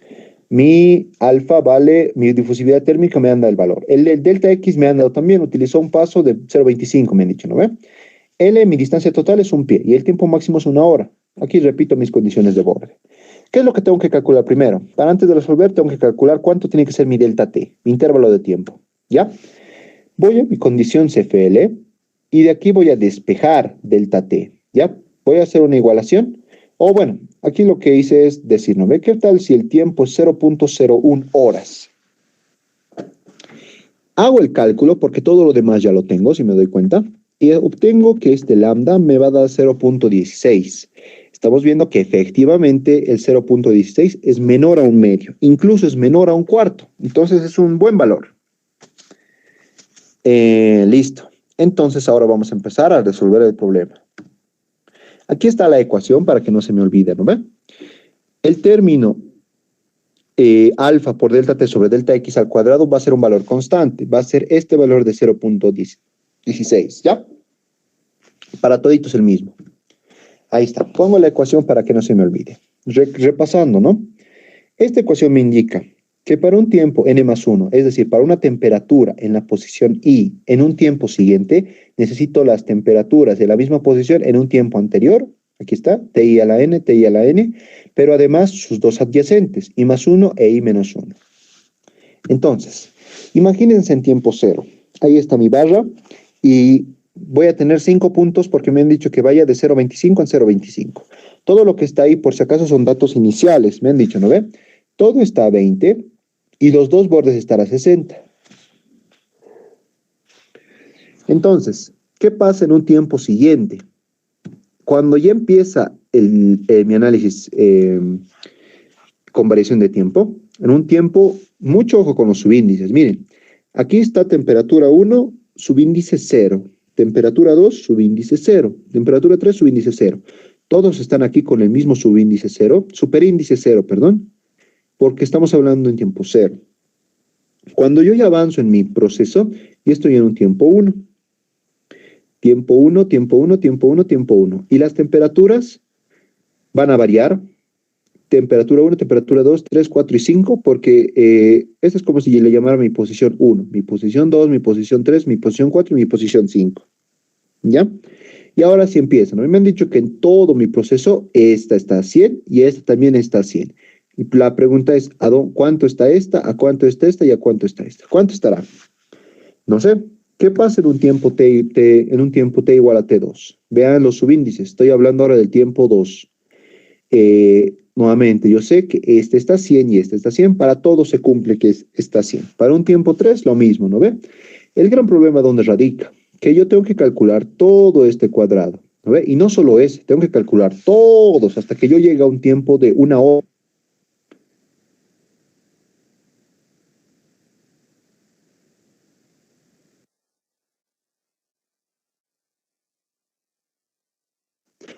Para calcular este en el tiempo, voy a necesitar este y este. Va a ser así, ¿ya? Para calcular el que está en la punta del triángulo necesito los que están en su base. Esos tres necesito. La gran ventaja yo los tengo, ¿no ves? 60, 20 y 20. Lo que tendría que hacer es reemplazar en mi formulita de aquí arriba, teniendo en cuenta que TI a la N sería 20. Estoy hablando de la misma posición, pero un tiempo anterior. TI más 1, estoy hablando de una posición más, es decir, temperatura 3. En un tiempo anterior, 20. Menos 2, T1 a la N, habíamos dicho que esto es 20. Y aquí, 1 antes del que estoy hablando, que sería 60. Todo esto tiene un valor de 0.16, si no me equivoco, ¿no ven? El CFL. Bueno, el valor de lambda, que va a ser constante para todo mi experimento. Entonces yo puedo calcular el valor de T2. Lo propio voy a hacer para calcular T3. ¿Ya? Voy a utilizar ahora 20, 20 y 20. Lo mismo voy a hacer para la temperatura 4. 20, 20, 60. Lo mismo, misma fórmula, etc. ¿Qué va a pasar ahora? Una vez yo ya he calculado T2, T3 y T4 en el tiempo 1, yo voy a tener ya completo todo mi segundo piso, le podemos llamar. ¿Ya? Y entonces puedo repetir el proceso para el tercer piso, ¿no ve? Porque este yo lo voy a calcular conociendo este y conociendo este. Y eso es lo que se va a hacer. Ya aquí ponemos las ecuaciones. Estas son las ecuaciones que vamos a utilizar, reemplazamos datos y así terminamos con nuestro problema. 0.16, ¿no ve? Que es el mismo para todos. Y así, el proceso se tiene que hacer hasta terminar el tiempo máximo, ¿no? A ver. Aquí, yo estoy yendo de 0.1 a 0.01 hasta 0. Este es mi intervalo de tiempo, ¿no? Yo tengo que ir desde el tiempo 0 hasta el tiempo 1, 1 hora. Entonces voy a hacer 100 de estos procesos. Es un proceso repetitivo, ¿no? Así que los procesos repetitivos son los favoritos de MATLAB, porque MATLAB tranquilamente los hace. Listo. Hasta ahí es esta diapositiva. Vamos a MATLAB. ¿O tienen alguna pregunta tal vez?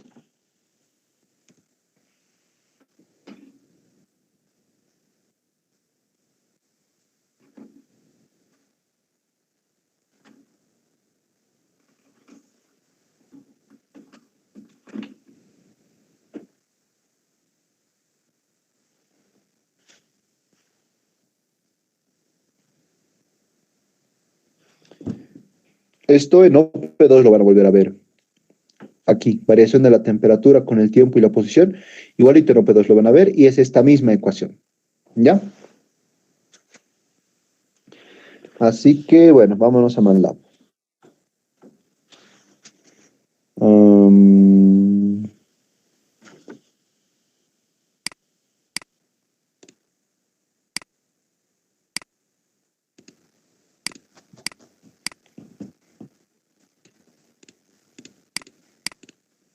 Ya, aquí está. A ver, estos dos viejos conocidos, ¿no ven? Borra el workspace, borra el coma window. Vamos con los datos. Me han dicho que utilizo un delta X de 0.25, un delta T yo he hallado de 0.1, el CFL me ha dado 0.16. Tiempo máximo 1 hora, la longitud de la barra es 1 y entonces empezamos con generando el vector X.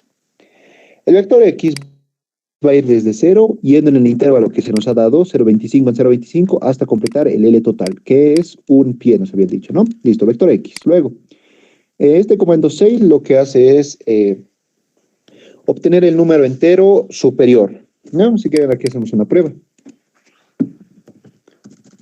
Digamos, 6 de un número decimal, 12.5. Me tendría que dar 13. Ahí está, 13. Cualquier número decimal lo vuelve entero, a su superior, por si acaso, ¿ya? ¿Eso por qué? Porque este delta t puede ser un número, digamos, 0.37, digamos, ¿ya? Hasta 1 probablemente no sea entero, así que yo necesito sí entero porque esto va a ser mi número de casillas de t. Yo no puedo decir voy a tener 20.5 casillas, tengo que tener sí o sí un número entero. Listo, nx va a ser la longitud del vector x, ¿no ven? En este caso, ¿cuántos elementos tiene x? Tiene 5. El 0, el 0,25, el 0,75, el 0,5 y el 1. Listo. Condiciones de frontera. Aquí está.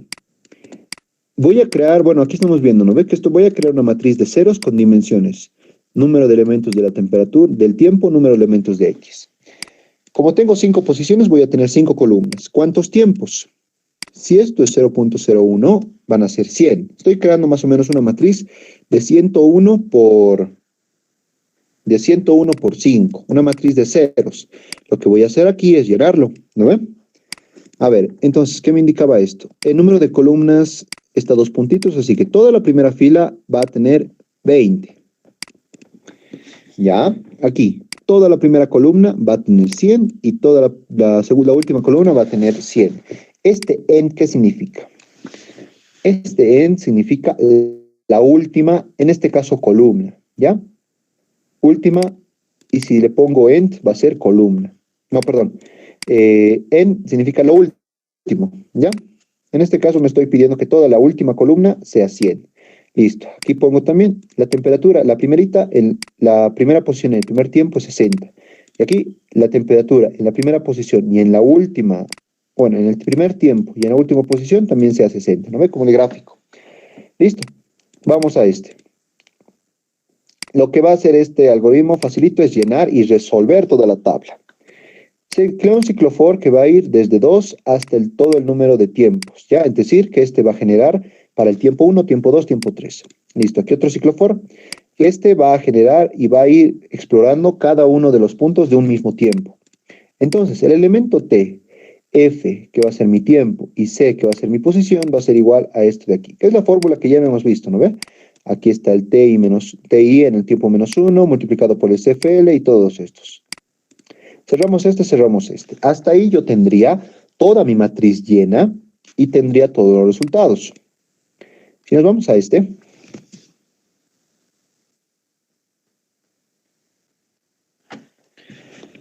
Ya, aquí simplemente vamos a graficar X y T en un plot, ¿ya? Es decir, distancia y tiempo. Luego,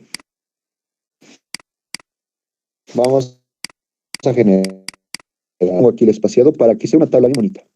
El fprint tiempo y aquí otro fprint que va a imprimir cada una de las distancias 0, 0.25, 0.5, 0.75 y 1.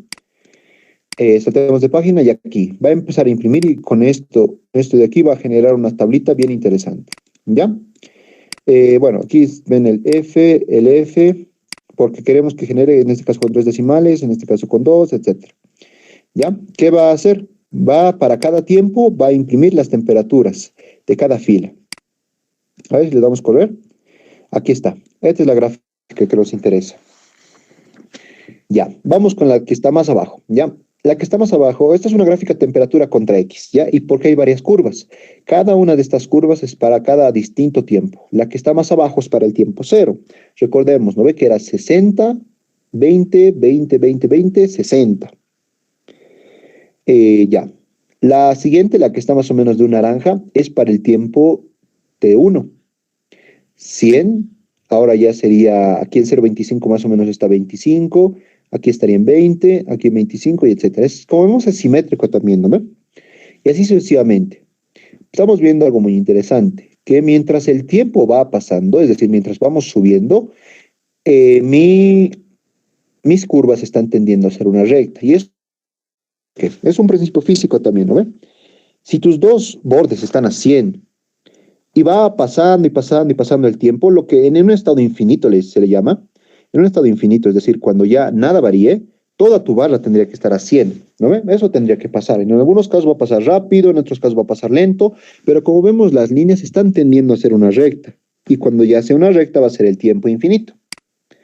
Ya, vamos ahora a esto que es nuestra tablita.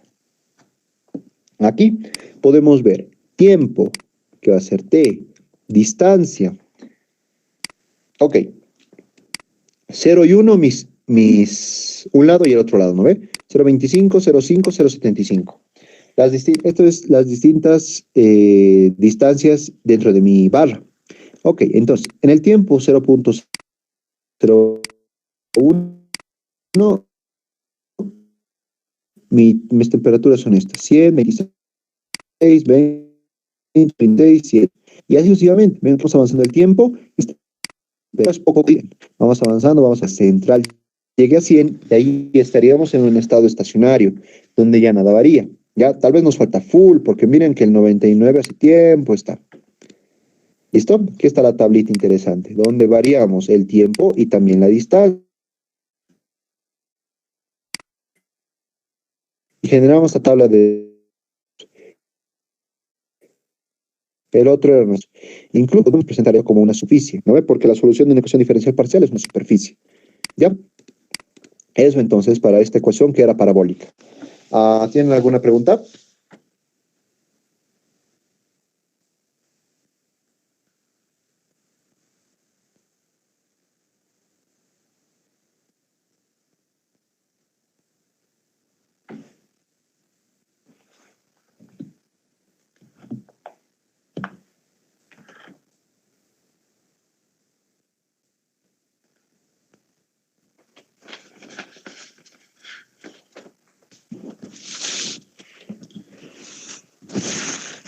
Ok, entonces vámonos a la explicación ahora de las ecuaciones elípticas.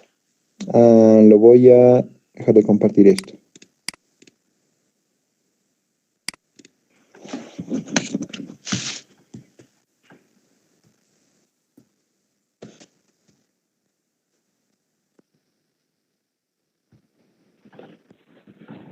Ya. Ecuaciones diferenciales parciales elípticas. ¿Ya? El claro ejemplo y el más sencillito era la ecuación de Laplace, ¿no ve? Donde tenemos una variación de temperatura bidimensional.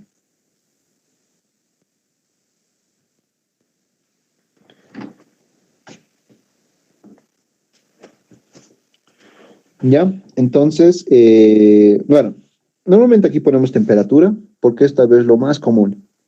En la materia de fenómenos de transporte van a ver estas mismas ecuaciones para velocidad, cantidad de movimiento, y para transferencia de masa con concentraciones. Ya en fenómenos 1 y fenómenos 2 se ve todo eso, se hacen modelos. Van a tener que recordar para esa parte un poquito de integrales, un poquito de transformadas de Laplace, un poquito de eh, ecuaciones diferenciales, etcétera. ¿Ya? Pero aquí lo vamos a hacer numéricamente. ¿Ya? ¿Qué es lo que vamos a hacer entonces? Para resolver estas, no hay influencia del tiempo, ¿ya? Aquí no hay un vector f ni nada de eso. Lo que se hace es simplemente, igual, diferencias divididas. Vamos a decir que la doble derivada de la temperatura respecto de x al cuadrado va a ser igual a la temperatura I más 1, j menos 2ti, j más ti menos 1, j, todo esto dividido entre un delta x elevado al cuadrado. Es la ecuación de una derivada doble numérica, ¿no ven? Lo que hay que resaltar aquí es j. ¿Por qué he puesto un j aquí? Cuando hablemos de la ecuación de Laplace, estamos hablando de una placa en la cual va a haber variaciones de temperatura, tanto en el eje Y como en el eje X. ¿Ya? Van a variar como una lámina, ¿no? Va a variar la temperatura en ambos ejes. Entonces, yo estoy manejando aquí las I's para variar el eje X, y en este caso ese es el que está variando porque estoy derivando con respecto a X. El eje Y se está manteniendo constante, es decir, que si este fuese mi temperatura sub I, este sería mi temperatura I más 1, y este sería mi temperatura I menos 1. Todos pero están en una misma fila, ¿no ve? Entonces en el eje Y este sería un punto J. Entonces vamos con la derivada doble de la temperatura respecto de Y al cuadrado. En este caso sería así. TI, coma, aquí sí está bien. J más 1 menos 2 TI, coma, J, más temperatura I, coma, J menos 1. Todo esto sobre delta Y elevado al cuadrado. ¿Ya? Muy similar, ¿no? Solo que ahora hemos mantenido constante la I, porque todos estamos hablando en una misma columna, ¿ya? Solo vamos a variar el número de filas. Es decir, que si tenemos ahí, este de aquí podría ser el TIJ más 1. Este es el TIJ. Y este de aquí llegaría a ser el TIJ menos 1. Tenemos estos dos. ¿Qué vamos a hacer? Reemplazamos en la ecuación de Laplace.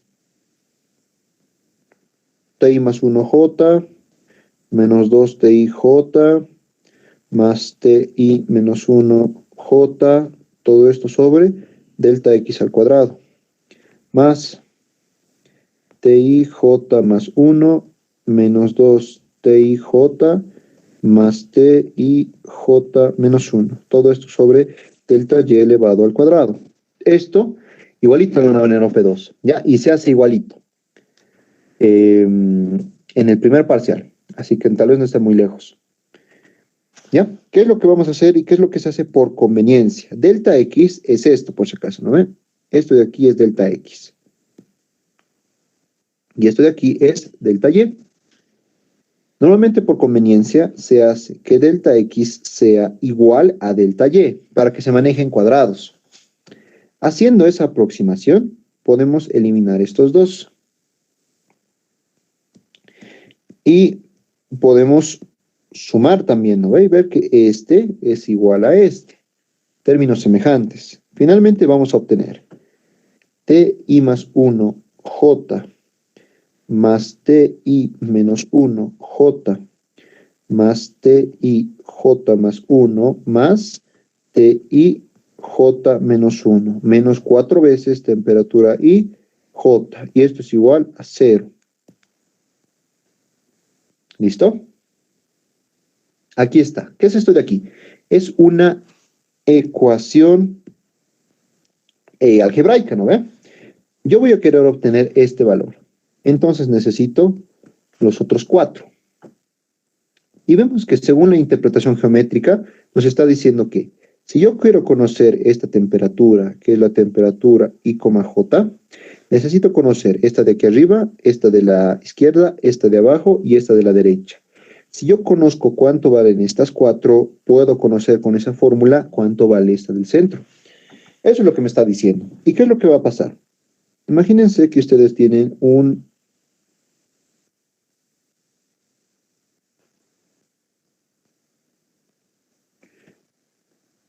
una placa dividida en 16 nodos.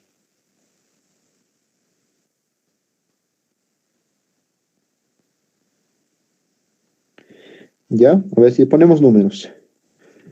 T1, T2, T3, T4, T5, y es lo aconsejable, ¿no? Porque manejar I's y J's puede ser confuso muchas veces. T8, T9, T10, T11, temperatura 12, temperatura 13, temperatura 14, temperatura 15, temperatura 16, ¿ya? Ya me dicen que toda esta fila vale 100 grados centígrados, ¿ya? Es decir, T1, T4, T5 y T13 valen 100 grados centígrados. Esta vale 80 grados centígrados. Esta fila vale 60 grados centígrados y esta fila vale 70 grados centígrados, ¿ya? Es una placa que está a esas dimensiones. ¿Qué temperaturas me falta hallar? Me faltaría hallar estas 4, ¿no ven? Que no van a tener los mismos valores porque vemos que están a distintas temperaturas, ¿ya? Si es que este estuviese a 100, pasaría algo interesante. Y si es que todos estén a 100, algo más interesante. Nuevamente hablamos de simetría. Y si es que hay simetría, no tendría que hallar todas las temperaturas, tendría que hallar solamente la mitad, o en algunos casos la cuarta parte, para yo saber, cuál es la temperatura desconocida. Ya me falta T6, T7, T10 y T11. Entonces, hago el análisis para el T6. ¿Ya? A ver, si vemos la formulita, para hallar una temperatura en una posición necesito la que está arriba, la que está abajo, la que está a la izquierda y la que está a la derecha, ¿no? Entonces, el T6 menos 4 por esa temperatura va a ser igual, más la que está arriba, T2, más la que está a la izquierda, T5, más la que está a la derecha, T7, más la que está abajo, T10. Esto es igual a 0, ¿no? Y aquí yo podría decir que T2 conozco y es 80, más temperatura 3, temperatura 5 es. Temperatura 5, también conozco y es 100. Más temperatura 7, no conozco, muy importante eso. Menos temperatura 10, que tampoco conozco, e igual a 0. Esta tendría que ser mi ecuación número 1. Tengo 3 incógnitas. Voy a hacer uno más. A ver, digamos para T11. ¿Ya? Para T11 haremos. O mejor para T10, para que se vea. Entonces sería menos 4T10 más. El que está arriba es T6. No conozco nada de T6. El que esté abajo es 14. Conozco que vale 70 grados centígrados. Ya, el que está a la izquierda es T11. Más el que está a la derecha es T9, que vale 100 grados centígrados. Igual a 0. Esta sería mi ecuación número 2. Ya, en esta segunda ecuación, ¿cuántas incógnitas tengo? Tengo 1, 2, 3 incógnitas. En la primera tenía 1, 2, 3 incógnitas. Tendría que hacer exactamente lo mismo para los puntos que me faltan, que son el 7 y el 11. Con lo que voy a obtener un sistema de ecuaciones de 4x4. Un sistema de ecuaciones lineales 4x4, donde mis soluciones van a ser T6, T7, T10 y T11, que son efectivamente las 4 temperaturas que me faltan. Y está. Eso es ecuaciones diferenciales elípticas. ¿Listo? Eso es, resolver un sistema de ecuaciones lineales. Este sistema ahora lo pueden resolver por cualquiera de los métodos. Algunos lo resuelven por Gauss-Seidel, es decir, con métodos iterativos. En otros casos se resuelve puede resolverse con matriz inversa, etcétera, ¿no ven? Ahora, en este caso hemos generado un sistema 4x4. Imagínense que yo tenga, no 16 nodos, que tenga, no sé, 36 nodos. Ahí voy a tener más ecuaciones. Más ecuaciones significa más incógnitas para hallar, pero tampoco es imposible, porque recuerden que hemos hecho programas n por n, eh, bueno, se introduce a nuestro programa n por n y se va a resolver. ¿Ya?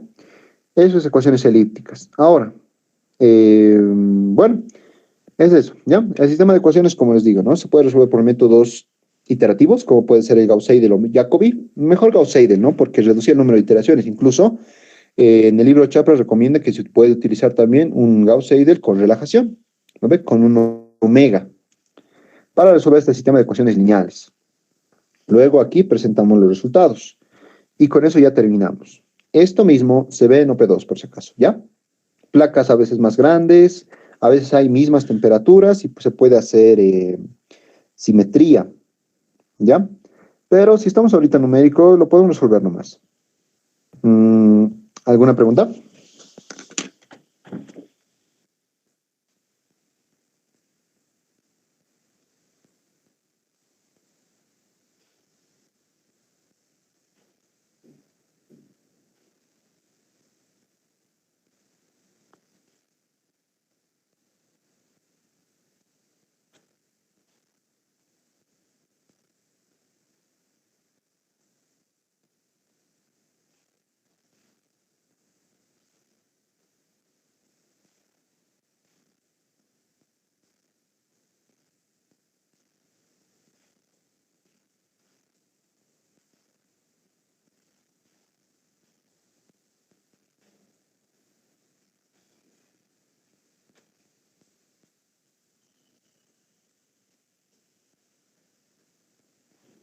Listo.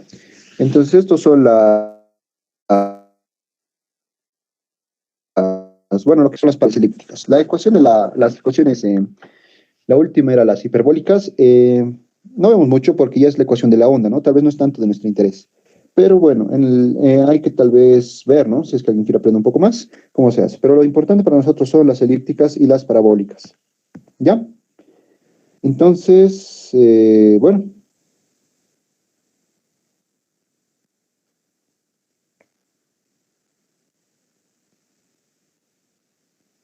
¿Ya? Entonces, si no queda pregunta, ahí habremos terminado todo nuestro avance. ¿Ya? Eh, Así se resuelven ecuaciones elípticas. Habíamos visto en la diapositiva cómo se resuelven parabólicas y eso, ¿ya? Tal vez a alguien le toque esto en su proyecto. Ya, entonces, yo voy a comunicar con el ingeniero para ver cómo lo vamos a organizar lo de proyectos y les voy a hacer saber. Les voy a hacer saber también, ¿ya? Eso y vayan alistando un campito, ¿no? En su semana de la siguiente semana para que hagan este proyecto. Eh, es, si es complicado o no es complicado, ya va a ser, depende de uno, ¿no ven? Porque el algoritmo ya es el que les va a tomar más tiempo que el resto, porque el resto, la programación y el diagrama de flujo y hacer el informe, hay que, no es tanto, ¿no? Porque si el programa no se resuelve, ¿qué voy a hacer? ¿No ve qué voy a presentar y todo? O sea, que no vienen o cuando tengan un tiempo libre para pensar, ¿no? ¿Cómo voy a hacer? ¿Qué me está faltando? O tengo todo, a alguien tal vez le toca un sistema de ecuaciones que tiene todo. Ah, ya, mete, o bueno, resuelve, sacará las Ks para cada uno, resolverá y sacará. Listo, luego lo hará en la interfaz gráfica, etcétera, ¿ya? Pero y eso, saquen su tiempito para hacerlo, porque cuidado lo hagan ese mismo día, etcétera. Eh, ya, lo más complicado, como les digo, es el algoritmo, es decir, pensar cómo se va a resolver el problema. Van a hacer alguna iteración, van a graficar y todo eso. ¿Listo? Entonces, ahí quedaríamos. Espero les vaya bien con los proyectos y espero también que les toque. Voy a abogar para que ustedes puedan hacer sus grupos. Es mejor a veces trabajar en conocidos, pero si les toca al azar, bueno, aprenderlo más a, a trabajar con otras personas, ¿no? Porque muchas veces vamos a estar en lugares donde no van a estar nuestros amigos ni conocidos, van a estar personas totalmente externas a nosotros que nunca han visto, así que hay que aprender nomás a trabajar en equipos, ya sean conocidos o nuevas personas, ¿no? Ya, entonces, eso yo os voy a también confirmar todo. Listo, chicos, entonces, eso sería todo. Gracias, Auxi. Hasta luego, Oxy. Chao, chao, hasta luego.